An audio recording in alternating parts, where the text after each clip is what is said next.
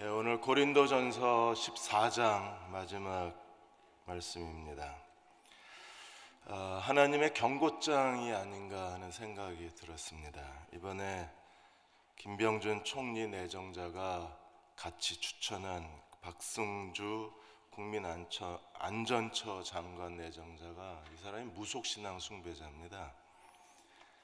그래서 이분은 어느 정도로 무속신앙을 숭배하느냐 하면 무속신앙을 알리기 위한 책을 쓴 사람입니다. 사랑은 위암이다 라는 책을 썼는데, 이분이 경희대 대학 평생학습 대학원에서 명상을 공부한 사람이에요.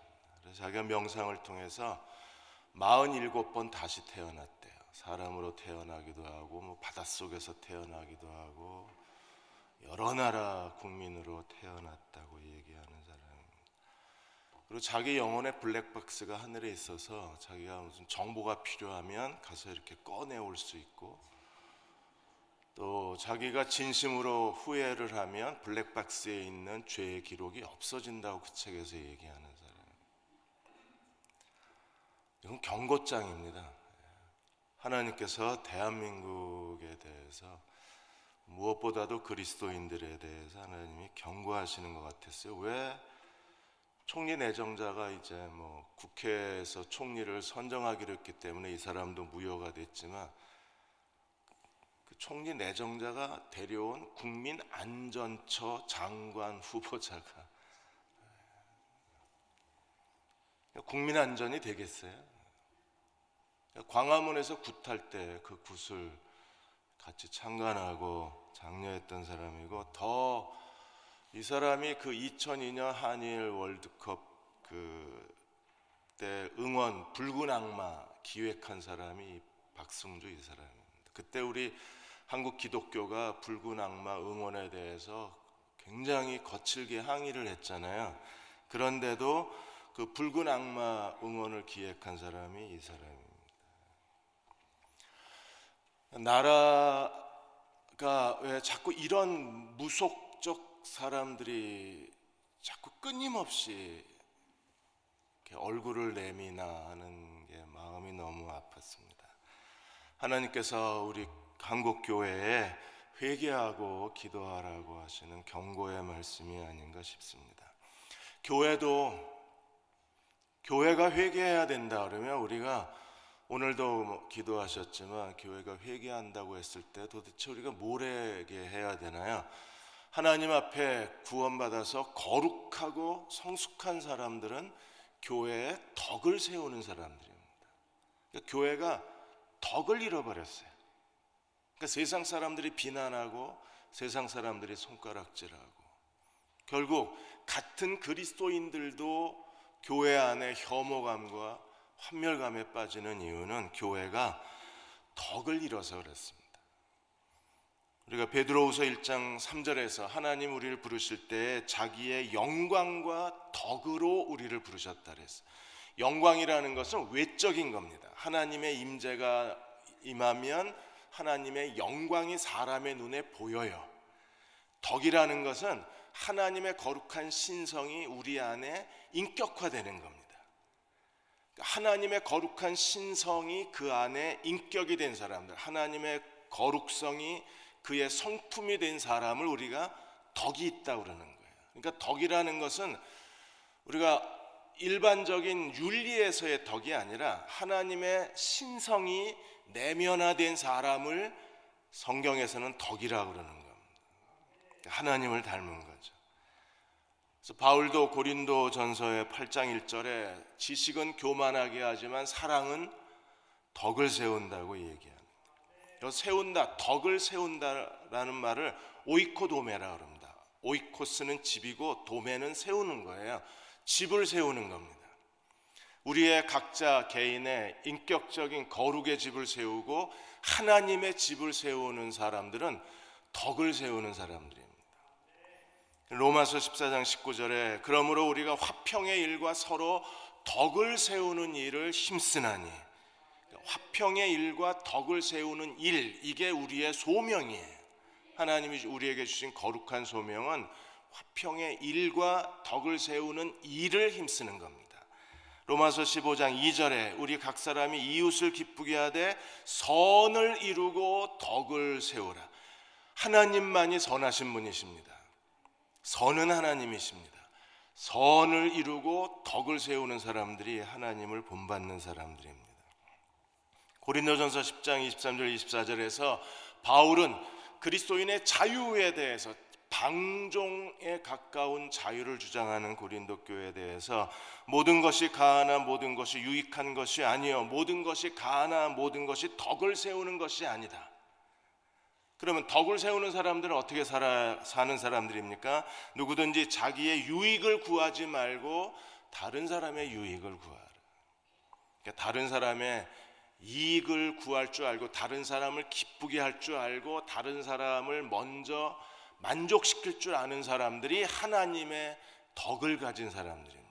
그래서 오늘 고린도전서 14장에도 덕이라는 말이 모두 7번이나 나와요. 어떤 은사를 가졌냐, 누가 큰 은사냐, 그게 중요한 게 아니라 은사를 주신 목적이 뭐예요? 우리로 하여금 덕을 세우라고 주신 거지 은사를 갖고 자랑하라고 주신 게 아니잖아요. 그래서 14장 22절에서 25절까지 방언과 예언의 덕의 효과, 방언과 예언 가운데 하나님의 집에 덕을 세우려면 어떤 은사가 더 효과적인가, 이걸 바울이 비교해 준 거예요. 그래서 방언은 자기에게만 덕이 되지만 예언은 교회에 덕이 되는 사람이에요. 만일에 다 모여서 방언으로 우리가 서로 말하면 어떤 일이 벌어져요? 덕이 안 되는 겁니다. 그래서 오늘 본문에 23절에 보시면 온 교회가 함께 모여 다 방언으로 말하면 믿지 않는 사람들이 미쳤다 그럽니다. 덕이 되질 않는 거예요. 그런데 24절에 온 교회가 다 예언을 하면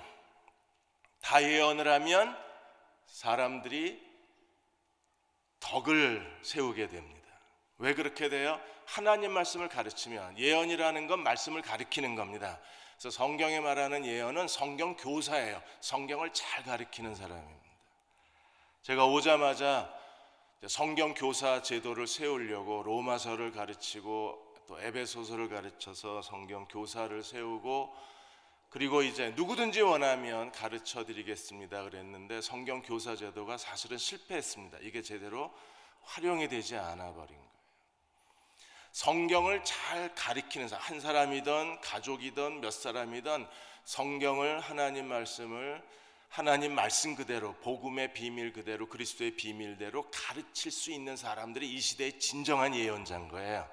그들이 하나님 말씀을 가르치면 어떤 일이 벌어져요? 24절에 모든 사람이 책망을 받고, 모든 사람에게 판단을 받고, 그리고 25절에 그 마음에 숨은 일들이 다 드러나는 거예요. 그럼 마음에 숨겨진 일들이 드러날 때 우리는 하나님 앞에 회개하게 되고, 하나님 앞에 회개할 때 우리는 하나님의 은혜와 하나님의 임재를 느낄 수 있잖아요. 살아있는 예배는 어떤 예배입니까? 우리가 찬양을 통해서, 기도를 통해서, 하나님 말씀을 통해서 자기의 죄를 깨닫고 하나님의 임재 안으로 들어가서 하나님을 인격적으로 만나는 예배가, 이게 살아있는 예배 아닌가요? 그렇다면 하나님 말씀을 우리가 서로 나누는 것처럼 중요한 일이 없습니다.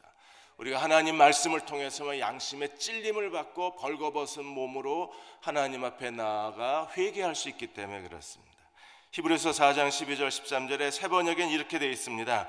하나님의 말씀은 살아있고 힘이 있으며 어떤 양날 칼보다도 날카로워서 사람 속을 꿰뚫어 혼과 영을 갈라내고 관절과 골수를 갈라놓기까지 하며 마음에 품은 생각과 의향을 가려냅니다. 하나님 앞에서는 아무것도 숨길 수가 없고 모든 것이 그의 눈앞에 벌거숭이로 드러나게 됩니다.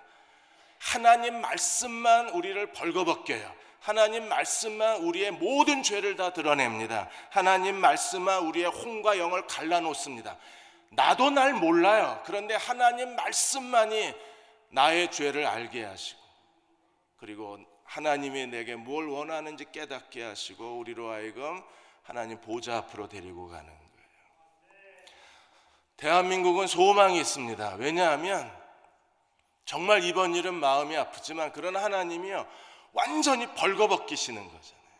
그동안에 우리가 몰라도 너무 몰랐습니다. 그 뒤에 일어나고 있는 정치, 그 권력과 그 권력 뒤에서 일어나고 있는 온갖 부조리와 온갖 타락과 온갖 불합리한 일들을 우리는 정말 몰랐습니다. 무슨 일이 있을 거라고 짐작은 했지만 이 정도일 줄은 몰랐어요. 완전히 하나님이 대한민국을 벌거벗겨 놓으셨습니다. 여러분, 이건 하나님이 하신 일이라면 우리는 정말 소망이 있어요. 왜요? 벌거벗기신 그분이 다시 옷을 입혀주실 수 있으니까. 실망만 하고 있을 게 아니라 정말 감사해야 됩니다. 이게 더 평창 올림픽까지 집어삼키고 완전히 미르재단, K스포츠재단의 돈을 완전히 다 빼돌려버리고, 그리고 박근혜 대통령이 정권 이양을 하고 자리에서 물러난 뒤에 이 일이 터졌으면요, 회복할 방법이 없습니다. 대한민국은 완전히 찌그러진 깡통이 되는 거예요. 그런데 하나님께서 이렇게 정권 말기에 이 일을 완전히 벌거벗겨 놓으신 거잖아요. 우리 하나님이 우리에게 기회를 주셨다고 생각하고 이때 정말 엎드려 기도해야 합니다.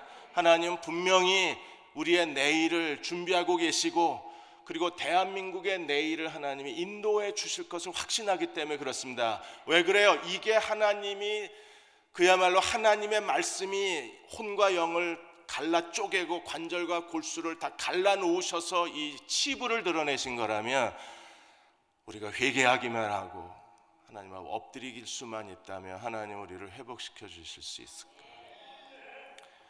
여러분, 그 CJ 그룹도 그렇습니다. 저렇게 날아갈 그룹이 아닙니다. 우리가 2013년도에 CJ 그 이재현 회장이 횡령 배임 조세 편탈 혐의로 구속받았을 때 벌써 이상하다 그랬습니다. 갑자기 왜 CJ가 굉장히 건실한 기업이었거든요. 그래서 온갖 결국에 박근혜 대통령의 심기를 건드렸다 그래서 그때 막 추측으로 놔둔 게 뭐냐면 CJ에서 만든 영화가 광해 왕이 되다, 이게 고 노무현 대통령을 그 상징하는 영화라고 생각을 해서 그래서 문재인을 지지하고 있다고 그렇게 추측을 했었어요. 그것 때문에 아마 박근혜 대통령이 굉장히 불쾌했을 거다. 더군다나 그 다보스 포럼에 그 이 회장님이 싸이를 그때 데리고 갔었잖아요. 그때 언론이 전부 싸이, 그때 막 싸이가 뜰 때니까. 그래서 박근혜 대통령이 돌아오면서 그랬답니다. 내가 둘러리야 이랬대요. 싸이가 더 유명했었으니까.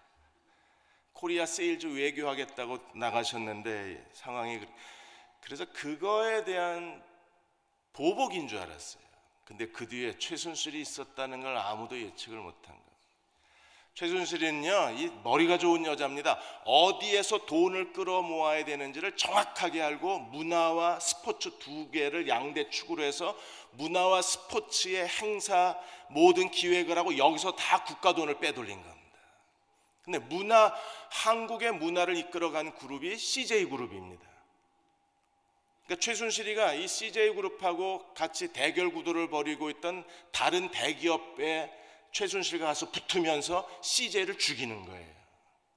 그래서 결국에 갑자기 이재현 회장이 구속 조치되니까 이미경 그 누나가 부회장을 했는데 계속 청와대에서 그만두라고 압박을 한 게 청와대 수석 조원동 수석이었잖아요. 조 씨가 거기 들어가가지고 가문의 수치, 아마 나라조 씨는 아닐 거예요.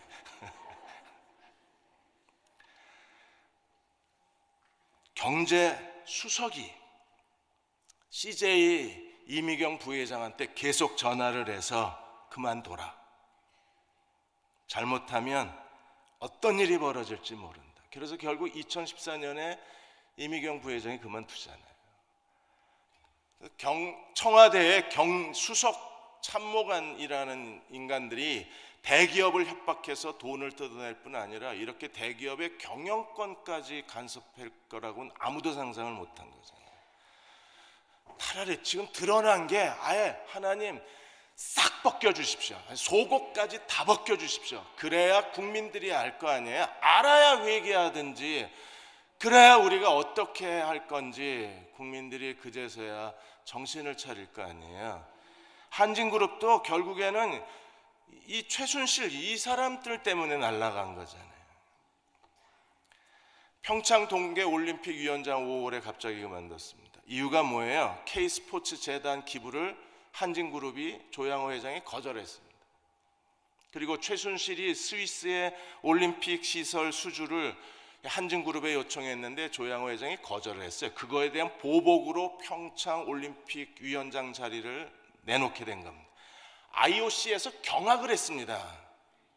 세상에 올림픽을 앞두고 이걸 위원장을 해임시키는 나라가 어디 있느냐고 IOC에서 경악을 했는데, 눈도 깜짝 안 하고 그냥 조양호 회장 물러나게 하고, 그리고 나서 3개월 뒤에 한진해운이 법정 관리 들어간 겁니다.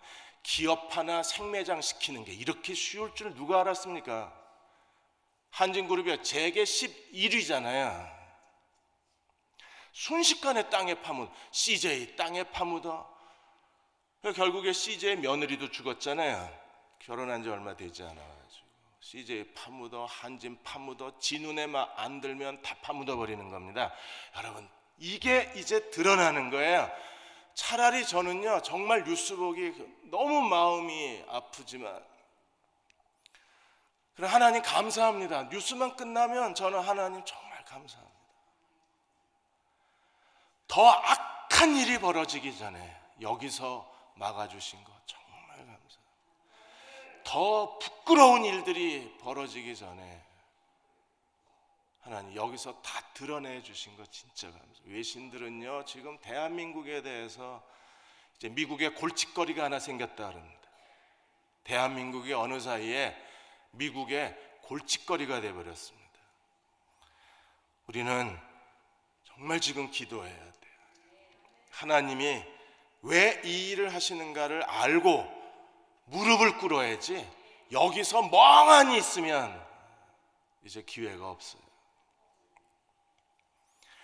26절에서 36절까지 방언과 예언을 예배할 때 어떻게 해야 되는가, 방언과 예언하는 법, 예배의 질서, 이것까지 가르쳐주고 있습니다. 26절에 그런지 형제들아 어찌할까, 너희가 모일 때 찬송시도 있고 가르치는 말씀도 있고 계시도 있고 방언도 있고 통역함도 있나니 모든 것을 항상 기준이 뭐예요? 덕을 세우라. 그래서 방언을 할 때 통제입니다. 방언은 27절 28절에 누가 방언으로 말하거든 반드시 2사람, 많아야 3사람, 그 이상을 넘지 말라는 겁니다. 왜요? 그 이상 넘으면 너무 시끄러울 거 아니에요. 2사람, 많아야 3사람. 그런데 통역이 없으면 하지 말라는 거예요. 그래서 28절에 통역하는 자가 없으면 교회에서 잠잠하고 언제만 해요? 기도할 때, 금요일 날 오셔서 마음껏 방언으로 큰 소리로 기도하십시오. 자기에게 덕이 되는 거예요. 그러나 우리가 모일 때, 여러분 목장에서 모인다든지 구역에서 모인다든지 어디 갔을 때 지역 교회 예배에 가서는 통역이 없으면 말하지 말라는 겁니다. 그 다음에 예언하는 사람은 어떻게 해야 됩니까? 29절에서 33절까지가 이제 예언의 통제력입니다. 예언하는 사람은요, 29절에 예언하는 사람도 2이나 3이나 말하고, 다른 이들은 뭐 해야 돼요? 반드시 이 예언이 하나님께로부터 온 것인가를 분별해야 됩니다. 그래서 요한일서 4장 1절에 이렇게 말합니다. 사랑하는 자들아, 영을 다 믿지 말고. 우리는요, 굉장히 순진해서요, 그냥 하나님 이름만 붙이면 다 믿어요, 우리는요. 근데 요한은 믿지 마! 이럽니다. 영을 다 믿지 말고 오직 영들이 하나님께 속하였나 분별하라. 많은 거짓 선지자가 세상에 나왔다. 그래서 예언이 하나님께로 온 것을 우리가 분별할 수 있어야 돼요. 분별은 쉽습니다. 이게 하나님을 영화롭게 하는가, 교회에 덕을 세우는가, 성경과 일치하는가, 하나님 말씀과 일치하는가, 그 다음에 예언하는 사람의 삶 속에 성령의 열매가 맺어지고 있는가. 거짓말이나 하고 신앙생활 제대로 하지 않고 갑자기 어느 날 뭐 자기가 계시받았다고 떠들어대면 이 사람은요 거의 가짜일 가능성이 크죠. 왜요? 성령의 열매가 있어야 그래야 성령이 말씀하시는 거니까. 그 다음에 사랑으로 자기를 자랑하려고 얘기하는가, 진심으로 그 사람에게 유익을 주기 위해서 하는 얘기인가, 그걸 보면 이 예언이 하나님께로 왔는지 아니면 거짓인지를 우리가 분별할 수 있습니다. 식당을 운영하는 어느 집사님이 계신데 모처럼 딸이 식당에 와서 밥을 먹다가 갑자기 딸이 배를 움켜쥐고 엄마를 부르면서 바닥을 구르기 시작했어요. 그러자 식당 한쪽에 있던 한 여자가 이 딸에게 가까이 오더니 갑자기 딸의 배에다 손을 얹고 방언으로 기도하기를 시작했습니다. 그러니 딸이 괜찮아졌어요. 누구냐 그랬더니 자기는 어느 교회 권사인데 나는 기도를 많이 하는 사람이고 기도를 많이 했더니 하나님이 신유의 은사를 주셨다. 엄마는 너무 고마운 겁니다. 그래서 이 권사님하고 교제가 시작이 됐습니다. 이 권사님은 신천지 사람입니다. 신천지가 지금 신사도 운동, 은사주의, 직통, 계시, 예언, 방언, 신유 이런 걸 가지고 그리스도인에게 접근을 하고, 그 다음에 또 한쪽은 복술팀이 있어요. 샤머니즘, 타로, 점치는 거, 그 다음에 얼굴 관상 봐주는 거, 이런 걸 통해서 접근해서 사람들을 신천지로 데려갑니다. 도대체 83세 이만희가 뭐라고, 이만희가 이 세상에 구세주라는 걸 믿게 하기 위해서 신천지는 여기까지 하는 거예요. 신천지는요 주변 사람들을 통해서 모든 정보를 다 빼내고, 그리고 그 정보를 인용해서 자기네들이 예언자인 것처럼 행세를 합니다. 어느 한 자매가, 언니가 1년 전에 암으로 죽었습니다. 정말 하나님 앞에 기도하고 금식하고 매달렸는데도 하나님이 언니를 데리고 가신 거예요. 그래서 매일 슬픔으로 지내고 있는데 어느 날 카페에 앉아서 커피를 마시는데 맞은편에 앉은 남자가, 자꾸 중년의 남자가 자기를 쳐다보는 거예요. 그래서 왜 나 아는 사람인가 해서 저를 아세요? 그랬더니 아니, 모르는 사람인데 얼굴에 죽은 자의 기운이 느껴진다는 거예요. 이 여자가 깜짝 놀랐습니다. 왜요? 1년 전에 언니가 죽었고 언니 때문에 슬퍼하고 있는데 죽은 자가 얼굴에 있다는 겁니다. 혹시 형제 중에 죽은 사람이 없냐고 기절을 하는 겁니다. 그러더니 이 남자가 아주 그냥 쿨하게 나가면서 좋은 남자가 곧 나타날 테니까 그 남자 말을 들으면 된다고, 그리고 탁 나가요. 완전히 이 자매가 멘붕에 빠진 겁니다. 신천지가 그 자매의 정보를 다 알고 미리 짠 거예요. 나가자마자 조금 있다가 웬 남자가 와서 앉아요. 그러더니 조금 전에 중년 남자가 자기를 보내서 왔대요. 그리고 나랑 같이 성경 공부를 해야 된다고. 그리고 신천지로 끌려갑니다. 이렇게 무섭게 가는, 분별이 안 됩니다. 지금 눈앞에서 애가 배를 움켜잡고 떼글떼글 구르면서 엄마 나 살려줘 막 119에 전화하려고 할 찰나에 웬 여자가 와서 따다다다다다 이러고 기도하니까 애가 갑자기 멀쩡해집니다. 이거 보고 안 놀래요? 그러니까 순식간에 넘어가 버립니다. 얼굴을 가만히 쳐다보고 있다가 혹시 형제 중에 죽은 사람 없냐고, 얼마나 놀라겠어요? 누가 지금 저를 이렇게 카페에서 쳐다보다가 혹시 아내가 아프지 않으십니까? 이러면 제가 얼마나 놀라겠어요? 뭐 그 사람 신령한 것처럼 보일 거 아니에요. 다 믿지 말고 하나님께로부터 온 영인가를 뭐 하라고요? 분별하라고요. 왜요? 많은 거짓 선지자가 세상에 나왔다. 그냥 일부분이 아니라 많은 거짓 선지자가 세상에 나왔다. 하나님이 우리에게 예언의 목적은 어디에 있습니까? 31절에 보시면 하나님이 왜 우리에게 예언의 은사를 주셨어요? 너희는 다 모든 사람으로 배우게 하고 모든 사람으로 권면을 받게 하고 모든 사람을 성장시키기 위해서 우리가 해야 될 중요한 일이 무엇입니까? 하나님 말씀을 잘 가르쳐야 합니다. 말씀으로 상담하고 말씀을 가르치고 말씀으로 인도해서 모든 사람이 다 배우고 모든 사람이 다 용기를 갖고 모든 사람이 그리스도의 제자가 되게 만들어야 합니다.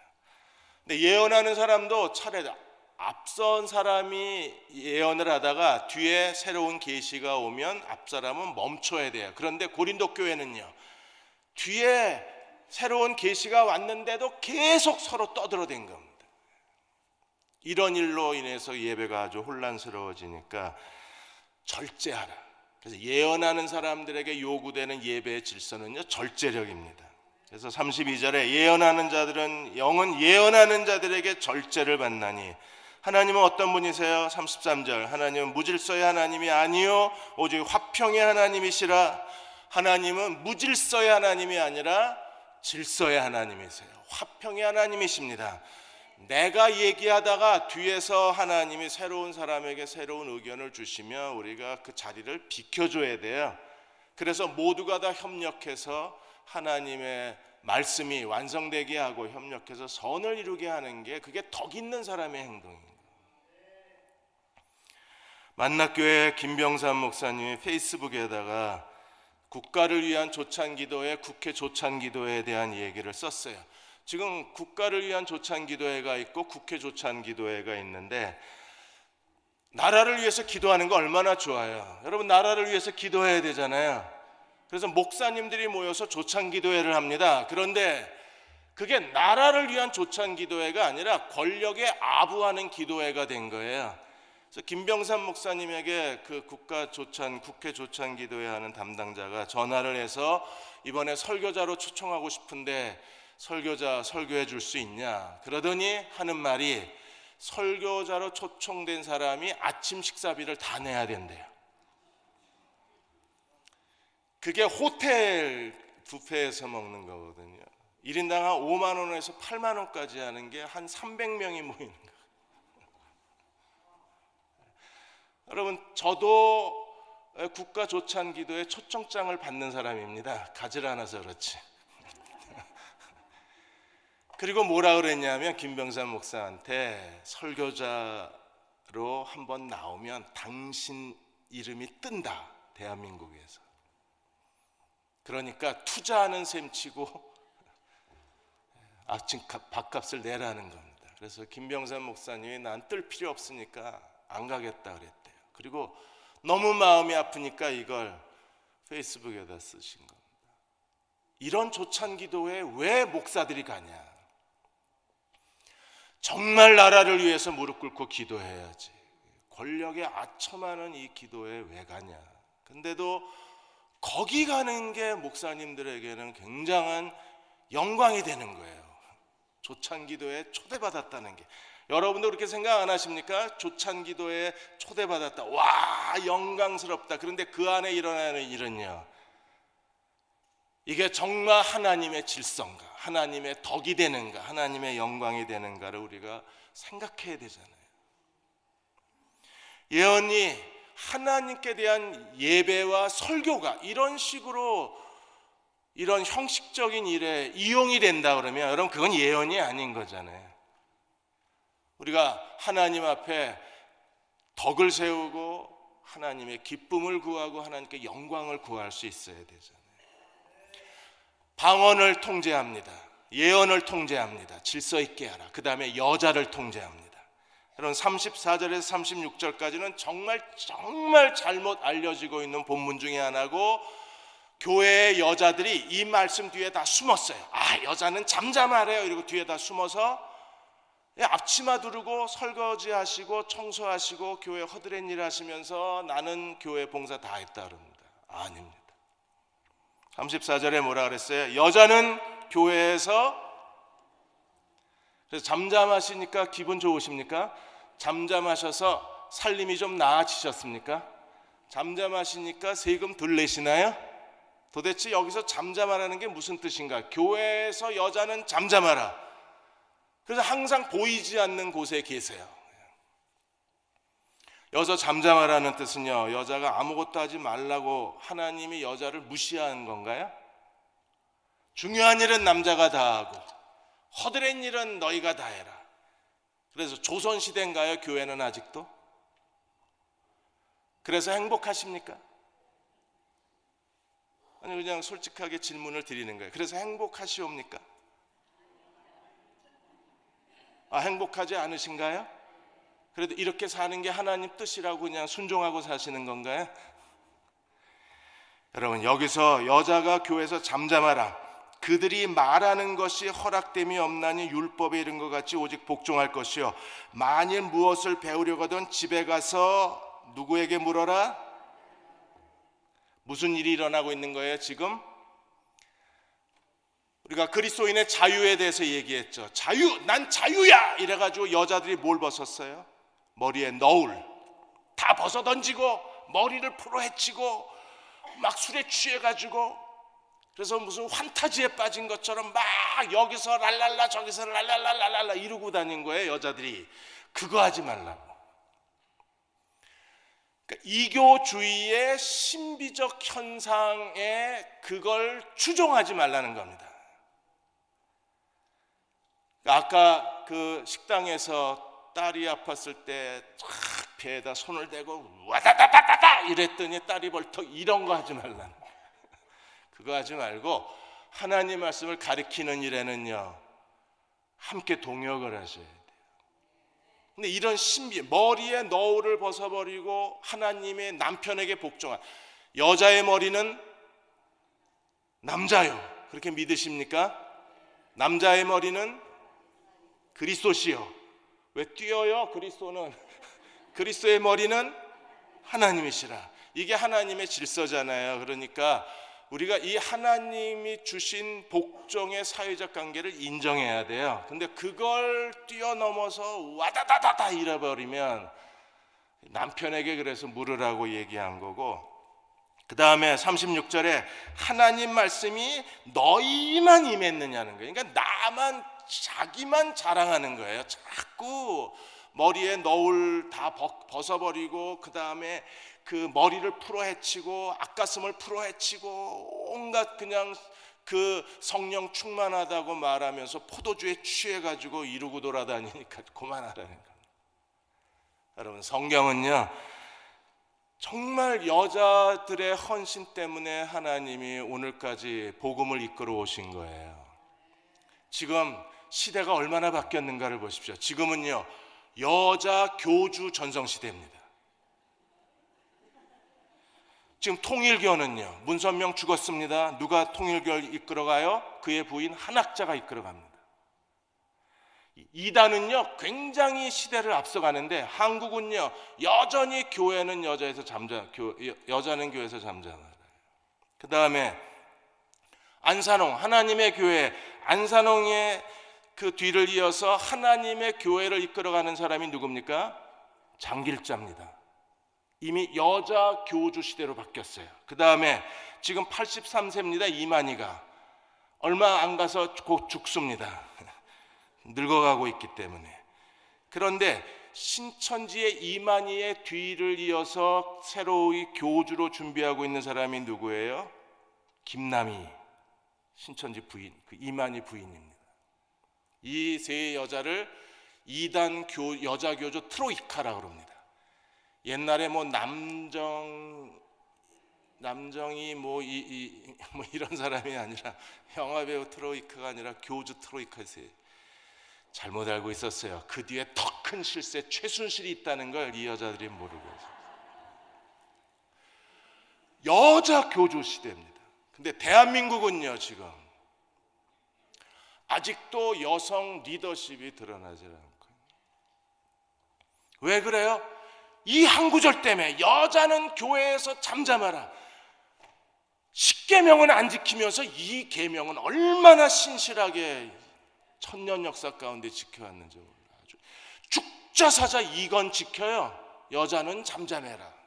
딴 건 다 어기면서 거짓말하지 말라, 맨날 거짓말하고 살면서 11조는 번번이 어기면서 그러면서도 여자는 잠잠하라 이거 매달리고 삽니다. 여러분, 이래서 교회가 지금 이렇게 무기력해지는 거예요.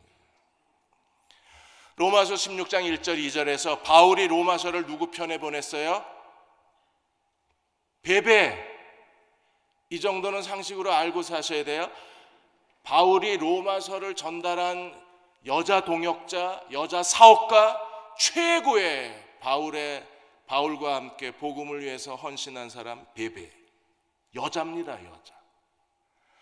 아볼로는요, 바울이 나는 심었고 아볼로는 물 주었다. 이 아볼로를 가르친 사람이 누굽니까? 브리스가. 여자가 가르쳤어요.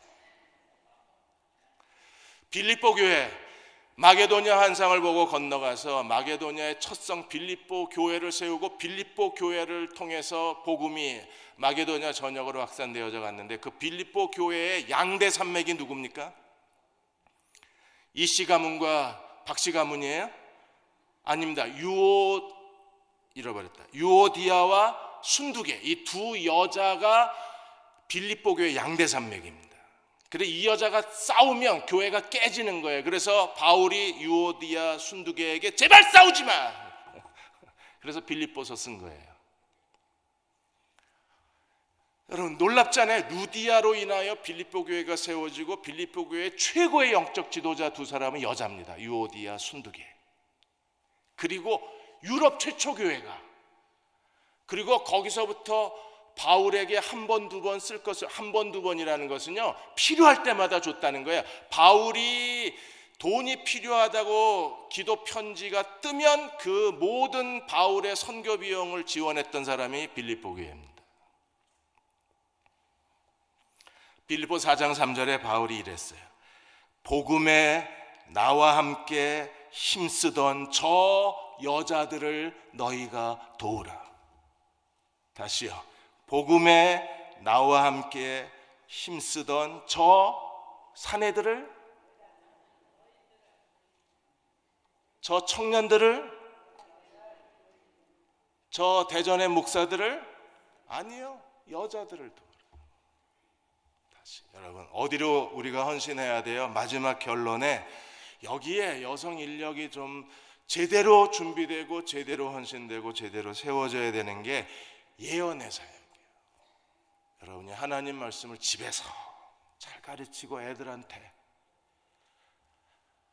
저희 교회 어느 여자 집사님은 남편이 이제 예수 믿은 지 얼마 안 되시니까 같이 주일 예배 드리고 집에 가서 주일 예배를 다시 설명을 해주세요. 오늘 그 왕이 르호보암 여호보암이 누구냐면, 이제 남편은 헷갈린 거예요. 르호보암 여호보암, 저 인간들은 뭐야? 태어나서 처음 들으신 거잖아요. 여로보암, 르호보암. 그러니까 집에 가서 여로보암은 이 사람이고 르호보암은 이 사람이고 다 설명해 준다면 남편이 그리고 그 다음 주에 또 잊어버려요. 그럼 또 가서 이 인간은 이 인간이고 저 인간은 저 인간이고 그래서 이렇게 돼서 이렇게 된 거라고. 하필이면 또 열왕기 상하하실 때 교회 오셔가지고 그래서 일일이 지명 왕족이 표, 열왕 도표를 펼쳐놓고 일일이 다 설명해. 얼마나 좋아요. 이 지혜로운 아내잖아요. 집에 가서 다시 가르쳐주고 아이들 가르쳐주고, 나가다가 여러분 예배 끝나고 나가다가 오늘 내가 어제 너무 피곤해가지고 오늘 설교를 못 들었어. 어떡하지? 그럼 점심 먹으면서 옆에 앉아서 오늘 14장 마지막 장에서 이게 방언 예언 이게 여자들이 정신 차려야 된대. 그래가지고 밥 먹으면서 한 10분 설명해 주면 이분이 설교 시간에 졸았지만, 그러나 더 큰 은혜 받고 가잖아요. 왜? 개인 교습이잖아요. 이거는 1대1로 가정교사처럼 설명해 주는 거예요. 그런 사람이 많아질수록 교회는요 덕이 세워지는 거예요. 그래서 오늘 37절에서 47절까지 결론에서 37절에 누구든지 자기를 선지자나 신령한 자로 생각하거든 내가 너희에게 전하는 이 편지의 글을 주님의 명령으로 인정해라. 신령하면 권위에 복종할 줄 아는 게 신령한 거예요. 성숙한 사람들, 영적인 사람들은 권위에 복종할 줄 압니다. 그래서 이걸 주의 명령으로 알아라. 그리고 39절에 같이 한번 읽겠습니다. 시작. 39절 40절. 그런즉 내 형제들아 예언하기를 사모하며 방한 말하기를 금하지 말라. 모든 것을 품위 있게 하고 질서 있게 하라. 하나님 앞에 뭐가 있어야 돼요? 품위가 있어야 돼요. 그리고 뭐가 있어야 합니까? 질서가 있어야 합니다. 그리고 하나님 앞에 대흥교회에 가니까 예배가 정말 품위가 있고 예배의 영적 질서가 있고 은혜가 흘러넘치더라. 그러한 대흥 공동체로 회복이 된다 그러면 하나님은 저희를 통해서 이민족을 회복하시고 또 젊은 세대를 다시 회복해 놓으시고 하나님 말씀의 능력이 다시 회복하는 일에 우리를 귀하게 사용해 줄 줄 믿습니다. 그렇게 쓰임받는 저와 여러분 되시기를 주의 이름으로 축원합니다. 우리 269장 1절하고 3절 부르시고 기도하고 축도하겠습니다. 그 참혹한 십자가에 주달려 흘린 피,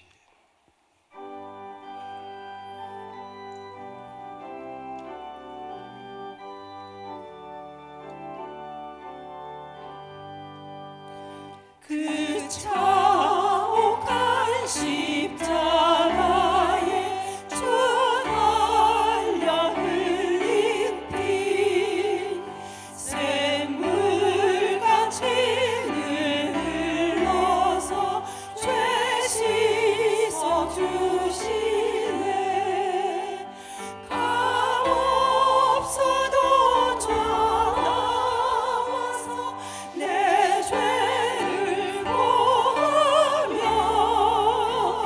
흰 눈보다 더 이도록 참 성결 얻으리. 온 백성의 죄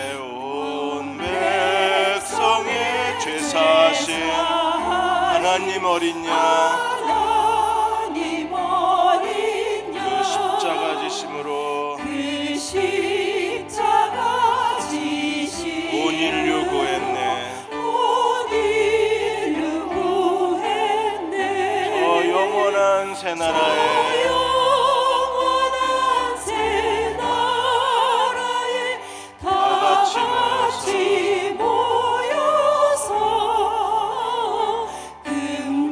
금검은고 한곡조로 새 노래 부르리. 나 믿노라. 나 믿노라 나 믿노라 그 보혈 공로를 흠없어도 피 흘리사 날 구원하셨네. 이 시간 우리 같이 기도하겠습니다. 하나님, 이 민족의 죄를 낱낱이 다 드러내어 주옵소서. 하나님 말씀 앞에 벌거벗겨 주시기 원합니다.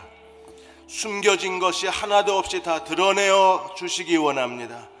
아무것도 숨기지 않게 주옵소서. 그리고 우리로 하여금 회개하게 하여 주시고 우리가 회개할 때마다 하나님 이 민족을 회복시켜 주시기 원합니다.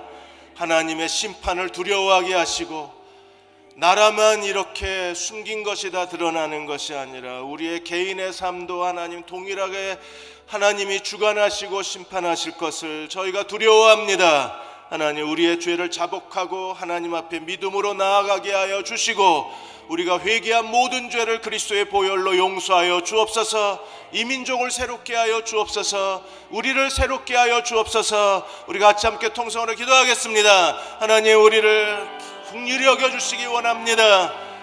우리의 모든 죄를 사하여 주옵소서.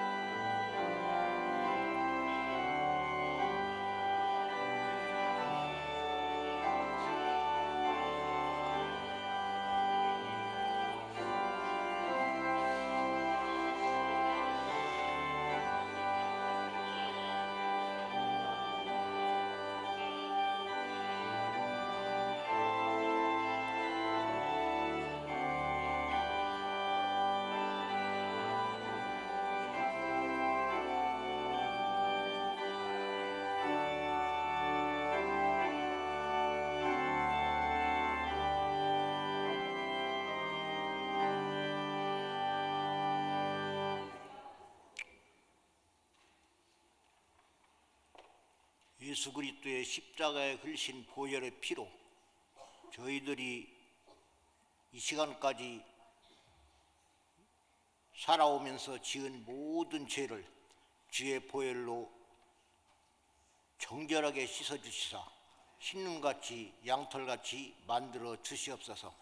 주님, 저희가 무엇보다도 하나님의 진리의 말씀을 매일매일 말씀을 통해서 주님과 매일매일 교제하며 만남을 갖는 삶이 되게 하여 주시고, 주님, 우리를 넘어뜨리기 위해서 갖가지로 역사하는 모든 사탄의 영을 주님 말씀으로 이기고 물리치고 또한 분별할 수 있도록 하나님이 함께하여 주시옵소서. 주님, 저희를 주님 기도의 삶으로 다시 회복시켜 주셔서 주님과 매일매일 참으로 기도로 사랑의 교제를 나누는 주님의 아름다운 신부로서의 삶을 살게 하여 주시옵소서. 주님, 저희를 주님께서 항상 성령의 능력으로 붙들어 주시고 진리 가운데로 인도해 주시고 이 성령의 지혜로 모든 사탄의 영을 분별하여 물리치는 주의 능력을 주시옵소서. 주님, 또한 저에게 저는 말씀과 기도와 찬송과 성령의 권능을 주님 덧입혀 주셔서 땅까지 주 예수 그리스도의 복음을 능력 있게 전하는 예수 그리스도의 정병 있는 군사가 되게 하셔 주셔서 주님, 참으로 이 땅에서 천국의 귀한 하늘나라를 넓혀가는 그리스도의 귀한 군대들이 될 수 있도록 역사하시옵소서. 이와 같이 주님 앞에 소원을 갖기를 원하는 모든 당신의 사랑하는 자녀들 위해 지금부터 하나님의 극진하신 사랑하심과 친히 몸을 가지고 이 땅에 우리의 죄를 담당하신 그리스도의 사랑과 성령님이 우리 심령 속에 오셔서 우리를 항상 진리 가운데로, 하나님 말씀 가운데로, 하나님의 은혜 가운데로, 하나님의 사랑 가운데로 인도해 주시는 성령님의 역사하심이 영원토록 저희와 함께 하시옵기를 우리 주 예수 그리스도 이름으로 간절히 축원을 드립니다. 아멘.